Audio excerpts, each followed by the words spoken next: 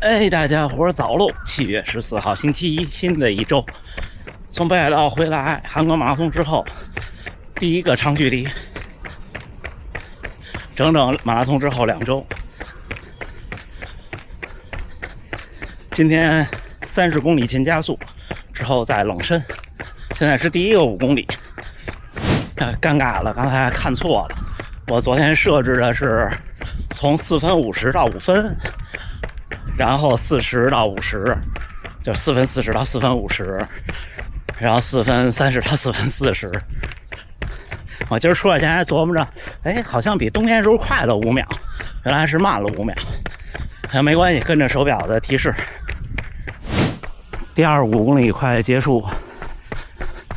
给大家看看课表贴屏幕上。我那天建这课表的时候，一开始还记错了。下一组是440到450，就下一个5公里。今天带俩能量胶，一会儿差不多15公里，15公里之前吃一个，然后再吃就是20多公里，25公里之前，这样就让最后5公里的时候它正好发挥作用，所以我差不多可能会在23公里的时候吃。今天还行，今天虽然是大晴天，但是现在看起来没有那么闷。去喝个水，今天冲了一壶麦盛那个有糖的电解质粉，差不多就是前面这一壶水有40多千卡，加2个能量胶，一共不到250千卡的补给。然后这一壶电解质有将近500毫克电解质。我还带了一个小包装的液体盐丸，一会儿估计就出好多汗。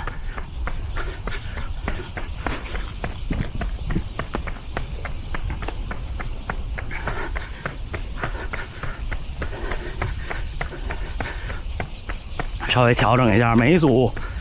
找这个配速得找一小会儿，不是快了就是慢了。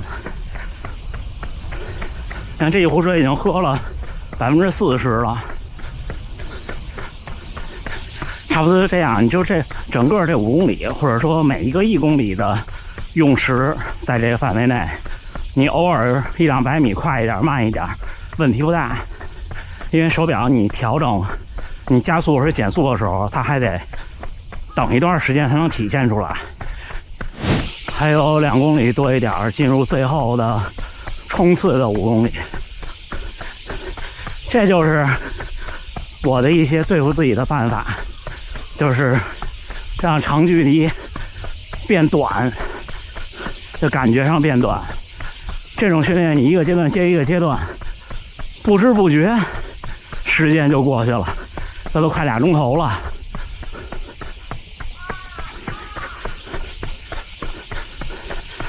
所以像这种长距离的训练，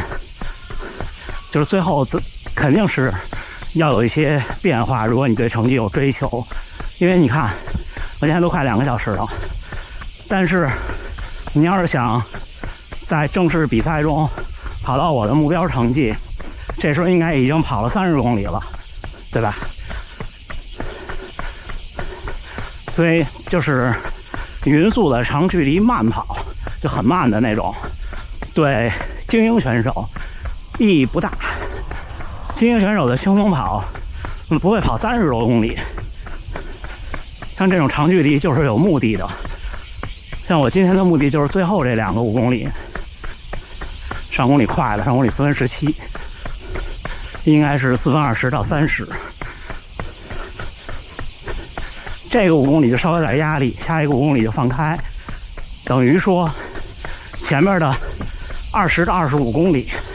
都是为了最后这几公里，就是为了最后这几公里的训练效果。还有不到2公里，我一会儿算一下距离，还绕回来，从这儿开始，最后那个5公里，就差不多这一早晨每次训练喝差不多1700毫升，差不多1公斤多的水，到家还要比出来之前少差不多将近2公斤，差不多1.7公斤的体重，出汗太多了。加油加油！哎，第3公里、第4公里都是339，还有700米。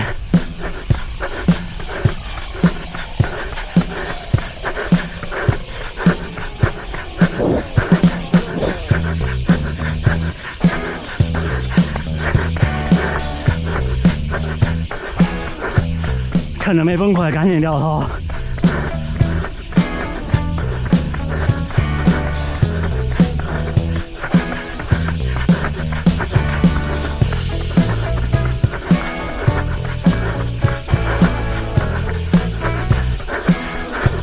刚才那个相机一开就没电了，不知道为什么。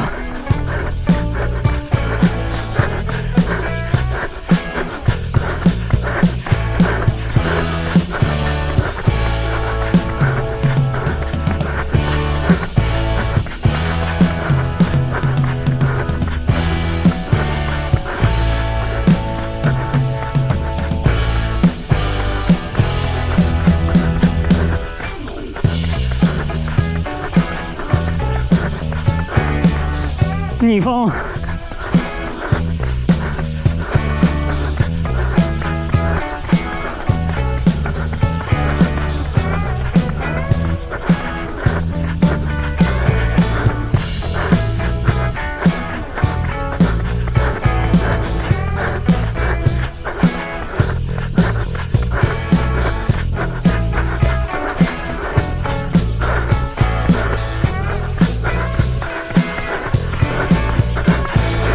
最后100米。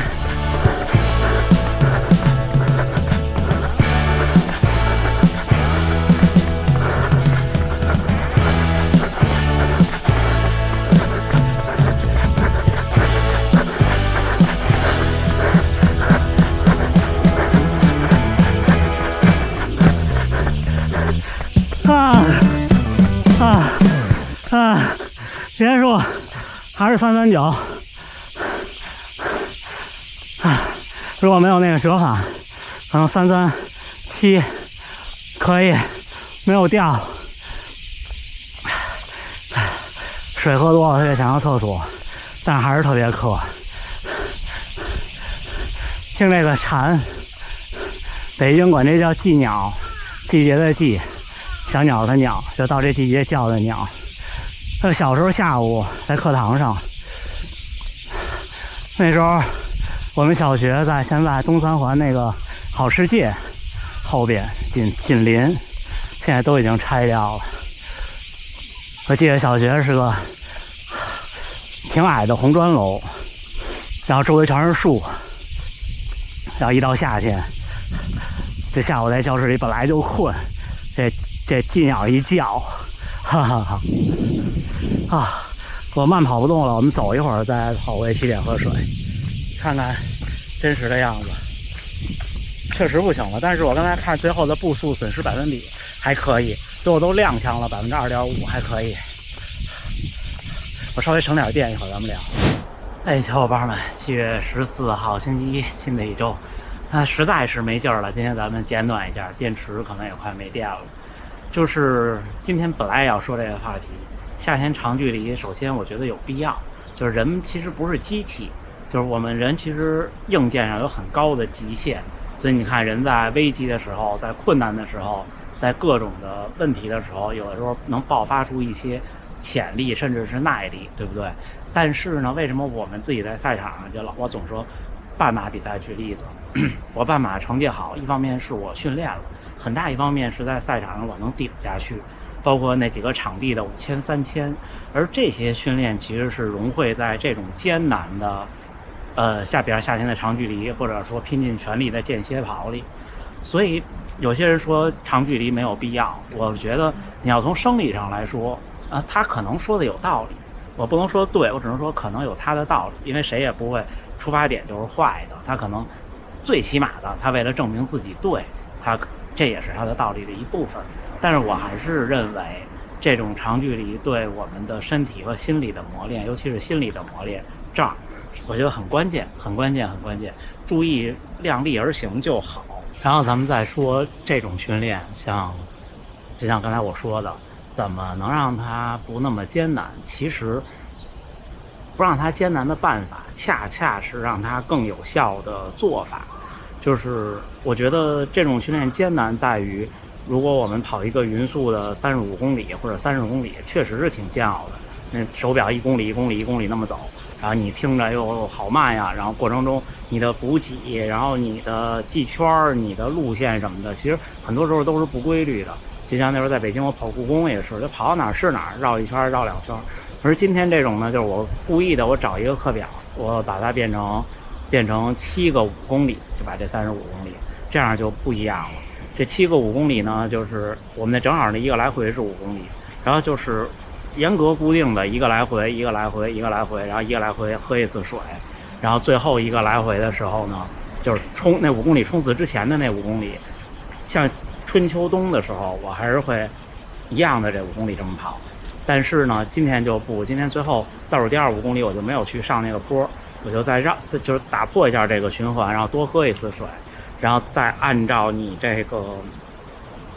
然后23公里的计划吃能量胶、吃电解质，然后最后的5公里冲刺。你这样的话，你很快你就会发现还有一个5公里我就要冲刺了，然后还有一个5公里我就冲到，比方说冲到3公里4公里的时候，还有1公里就结束了。然后其实你结束完以后还有一个5公里冷身呢，但是你就感觉无所谓了，这小窍门。但是这种小窍门并不一定是对所有人都有效。我还是那句话，就是每个人性格不一样，自己掌握自己喜欢的东西。那有的人就是特有耐心，就喜欢，比方我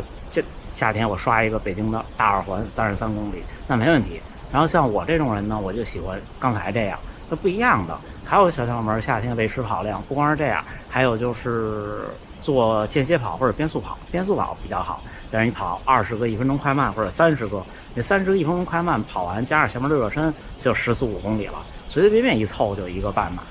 行吧？那就这么着，不跟大家多说了，赶紧上去接着喝水。最后还是祝大家能努力生活，健康平安。咱们下回再见。